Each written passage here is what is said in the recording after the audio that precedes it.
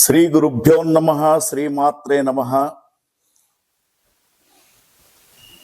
ఆదిత్యాయ చ సోమాయ మంగళాయ బుధాయ చ గురు శుక్ర శనిభ్యశ్చ రాహవే కేతవే నమః.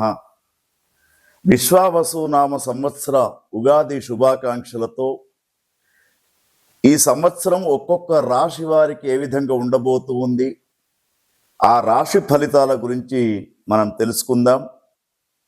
మొట్టమొదలు మేషరాశి. ఈ మేషరాశిలో అశ్విని 4 పాదాలు, భరణి 4 పాదాలు, కృత్తిక 1 పాదం ఉంటుంది. కాబట్టి ఒకవేళ నక్షత్రాలు తెలియనటువంటి శ్రోతలు వారి అక్షరాలపైన కూడా మనం రాశి తెలుసుకోవచ్చు.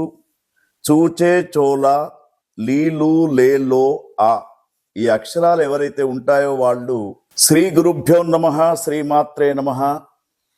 విశ్వావసునామ సంవత్సర ఉగాది శుభాకాంక్షలతో వృషభ రాశి జాతకులకు ఈ సంవత్సరం ఏ విధంగా ఉండబోతూ ఉంది, వారు ఎటువంటి జాగ్రత్తలు తీసుకోవాలి అనే విషయాన్ని మనం చర్చించుకుందాం. వృషభ రాశిలో కృత్తిక 3 పాదాలు, రోహిణి 4 పాదాలు, తర్వాత మృగశిర 2 పాదాలు ఉంటూ ఉంటాయి. మరి లేదు మాకు నక్షత్రాలు తెలియదు అంటే మీ యొక్క పేర్లతో చూసుకోవచ్చు. ఈ, ఊ, ఏ, ఓ, వా, వి, వు, వే, ఓ ఈ పదాలతో ఒకవేళ మీకు పేర్లు ఉంటే వాటి ద్వారా చూసుకోవచ్చు. ఈ సంవత్సరం వృషభ రాశి జాతకులను గమనించినప్పుడు గత సంవత్సరం కంటే ఈ సంవత్సరం చాలా మెరుగ్గా కనబడుతూ ఉంది. గురువు యొక్క స్థానము మే 13 తర్వాత గురువు యొక్క స్థానం మారుతూ ఉంది.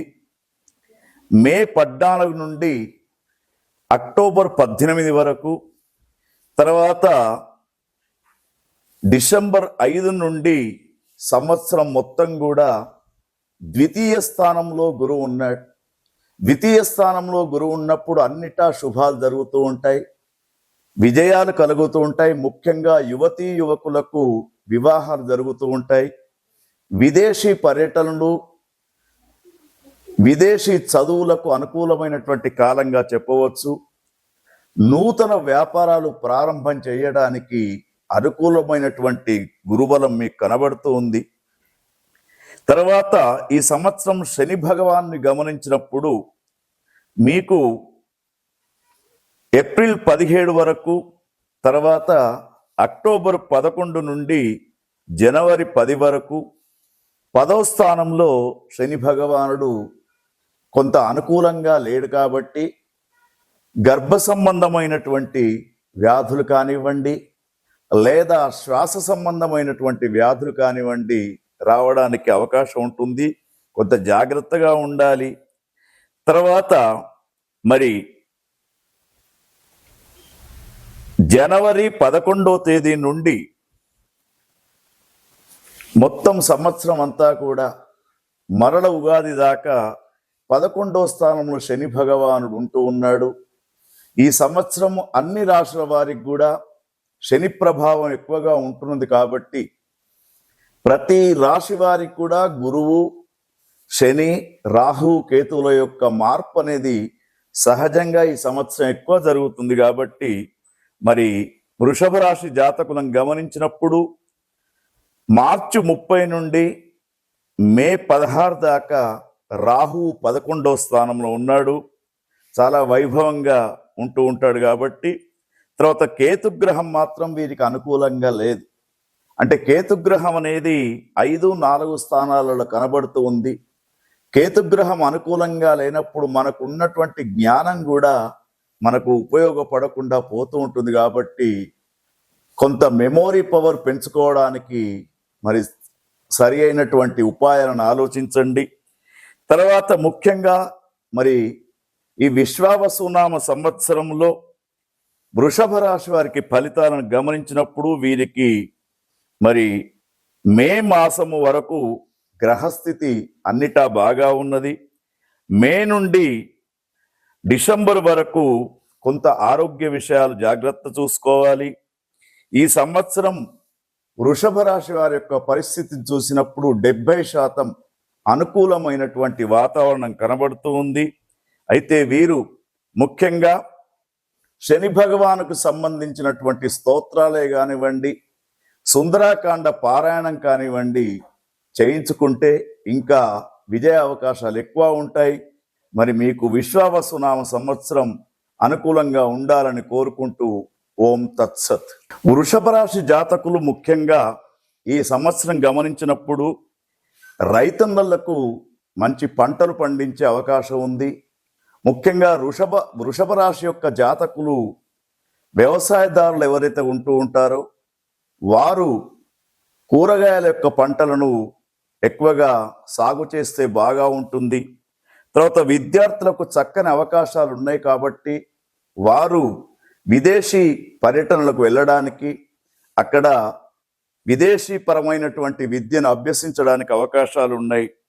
వ్యాపార, విద్య, వివాహ, విదేశీ ఇవన్నీ కూడా చూస్తున్నప్పుడు ముఖ్యంగా కళాకారులకు, సినీ రంగం వారికి, మీడియా రంగం వారికి, తర్వాత ఏదైతే కళా పోషకులు ఉన్నారో వారికి ఈ సంవత్సరం చాలా వైభవంగా ఉంటూ ఉంటుంది. వృషభ రాశి జాతకులకు గత సంవత్సరం కంటే ఈ సంవత్సరం గమనించినప్పుడు మరి వీరికి ఆదాయం 11, వ్యయం 5, ఒకరు గౌరవిస్తే ముగ్గురు అగౌరవపరుస్తారు. కాబట్టి సమాజంలో కొంత మరి మాట్లాడే విధానంలో కొంత నెమ్మది తీసుకొని మాట్లాడుతూ ఉంటే మీకు ఈ సంవత్సరం చాలా వైభవంగా కనబడుతూ ఉంది.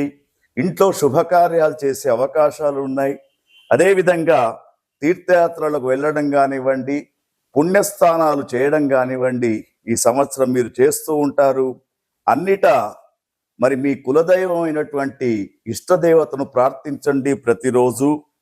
ప్రతిరోజు ఏ పని చేసినా కూడా మీరు ఓం గం గం గం గణపతయే నమః అనే విజయ మంత్రాన్ని ప్రతిరోజు 11 సార్లు స్నానం చేయగానే చదువుకోవాలి. అన్నిటా కూడా విజయ అవకాశాలు మీకు కనబడుతూ ఉన్నాయి. ఓం తత్సత్.